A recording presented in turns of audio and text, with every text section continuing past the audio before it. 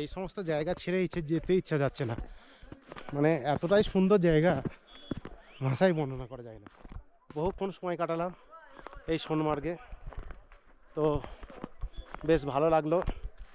আর এই রকম সৌন্দর্য ছেড়ে চলে যাচ্ছি, তো চলুন যাই, দেখাতে দেখাতে আপনাদেরকে যাব।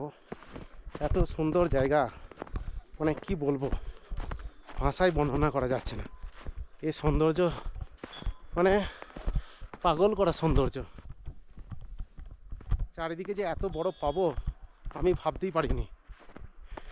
ভেবেছিলাম উইন্টার কাশ্মীর যাব, বরফ পাবো, কিন্তু এতটা বরফ পাবো ভাবতে পারিনি। স্নোফলও প্রচুর পেলাম আর বরফও পেলাম।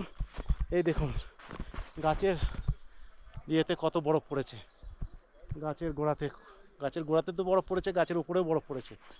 দারুণ লাগছে জায়গাটা, আপনাদেরকে দেখাচ্ছি